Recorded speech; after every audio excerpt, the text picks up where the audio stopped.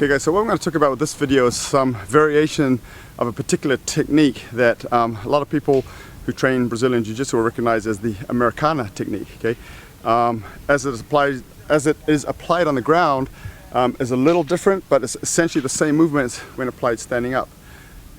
One of the big differences when applied standing up is I don't have the stability of the ground to create a good submission platform, so I have to be a little bit more quick and dynamic in the movement, and because it's been facilitated as a takedown. Okay, meaning I'm trying to get the person down to the ground before they're able to find an opening and escape the position. Okay, so that's part of the difference. So in other words, what I like to say is I have to have the elements of speed, surprise, and violence of action in order for this technique to be successful from a standing position. I lose one of those elements and it creates gaps for counterability. Now, so basically we're going to demonstrate the technique from a position like this. Okay, I've got a hold of his arm somehow. Right? How you got a hold of his arm? You can train ways to do that. You know, I'll give you a couple of examples. Maybe it's if we're working from like a jab cross familiar platform. He's delivered the jab, cross, I've covered in and I've collapsed. Okay, and I move in and get a hold of his arm somehow. Right? Now, the reason why that collapse is an important element of that is because if he does feed, if I'm being able to parry that and now I'm covering, and if he withdraws his arm, I need to be able to collapse to get a hold of it. Okay, because at real speed, catching his arm, catching his arm is going to be hard to do. So I've got to bang, and I've got to really try and get in and get a hold of that. And the position I'm doing that from is an outside line position.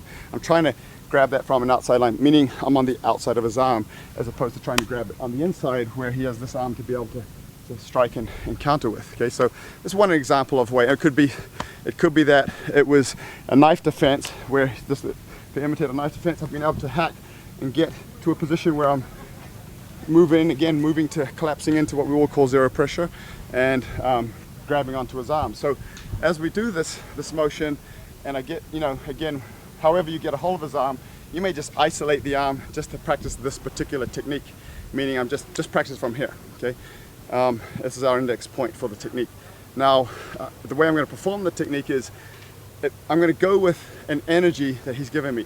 Maybe this was my go-to technique, so I was trying to do it anyway, or maybe I was trying something else, some kind of an arm bar of some kind. Okay, and he gave me an energy where he started to strike, to fight, then kill his arm.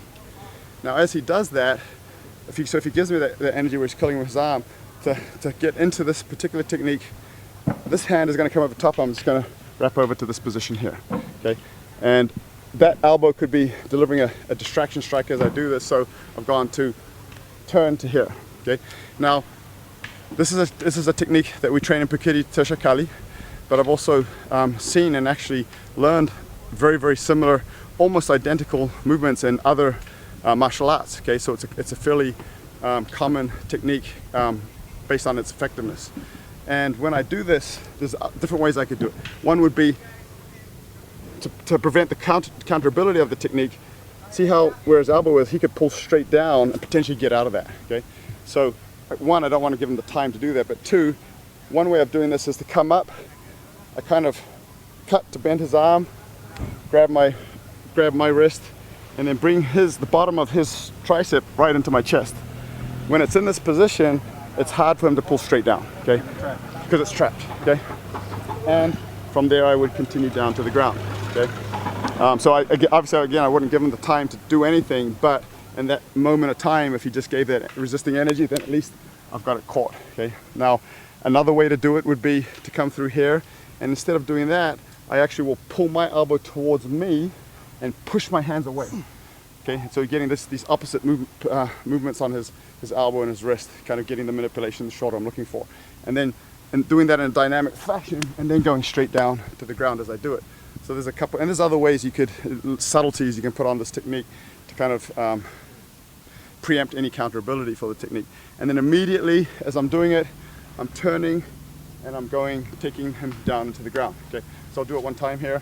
I've got the arm, I come through here, and bang. Okay, my knee is going into his rib cage. I'm getting control. I could go into a wrist lock from here.